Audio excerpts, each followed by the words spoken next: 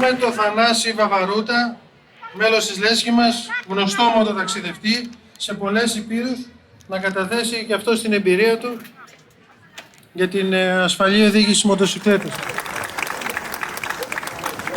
Πολλές καλησπέρες σε όλους και όλες.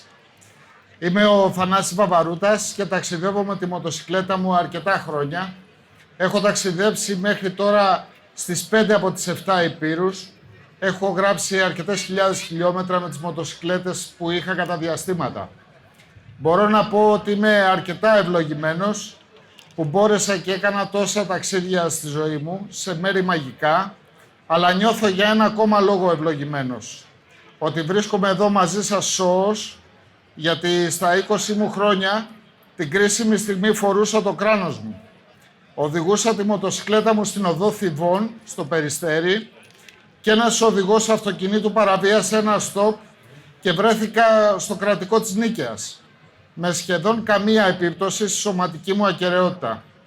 Όταν είδα το κράνος μου, λοιπόν, είδα ότι ήταν γρατσουνισμένο γύρω-γύρω και ότι στο πίσω μέρος είχε μία λακκούβα.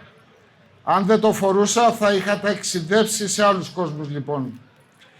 Στα ταξίδια μου διαπίστωσα ότι οι μοτοσυκλετιστές σε άλλες χώρες δεν αποχωρίζονται το κράνος τους. Είναι συνώνυμο με τη χρήση της μοτοσυκλέτας. Η παιδεία τους δεν τους αφήνει να οδηγήσουν τη μοτοσυκλέτα τους χωρίς τον κατάλληλο εξοπλισμό. Για να συνειδητοποιήσει κάποιος πόσο σημαντικό είναι το κράνος, πρέπει να έχει πλήρη επίγνωση του λόγου που το φοράει. Κυρίως πρέπει να αντιληφθεί τι είναι αυτό που τον κάνει να απολαμβάνει την οδήγηση της μοτοσυκλέτας. Καλό είναι να καταλάβει ότι δεν οδηγεί με τα χέρια. Αυτά τα χρησιμοποιεί απλά για να εκτελέσει τις εντολές που δίνει το απολύτως πιο ευαίσθητο μέρος του σώματός μας, και αυτό δεν είναι άλλο από το κεφάλι. Η οδήγηση είναι ένα σύνολο συναισθημάτων, εμπειριών, αποφάσεων και επιλογών, αλλά και αναμνήσεων που διαρκούν για μια ζωή. Κάθε πτυχή της απόλαυσης ξεκινάει από το κεφάλι και καταλήγει στο κεφάλι. Χωρίς λοιπόν το πολύτιμο περιεχόμενο του κεφαλιού μας, κάθε άλλο μέρος του σώματός μας είναι άχρηστο. Και αυτό δεν είναι σχήμα λόγου. Συμφωνούμε λοιπόν ότι το κράνος είναι απολύτως απαραίτητο, ακόμα και για να πάει κάποιος στο περίπτερο. Το κράνος είναι σημαντικότερο ακόμα και από την ίδια τη μοτοσυκλέτα. Από αυτό πρέπει να ξεκινάει η διαδικασία εισαγωγής στον κόσμο των δύο τροχών.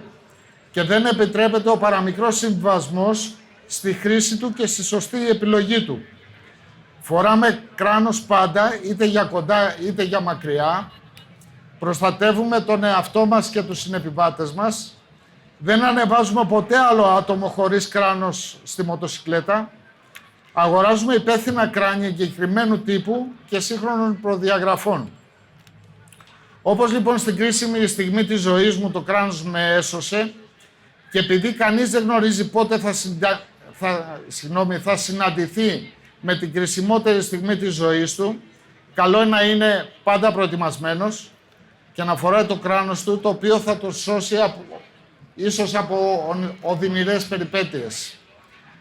Άλλωστε, οι απομηχανείς θεοί δείχνουν πιο όμορφοι πάνω στη μηχανή φορώντας το κράνος τους. Σας ευχαριστώ πολύ.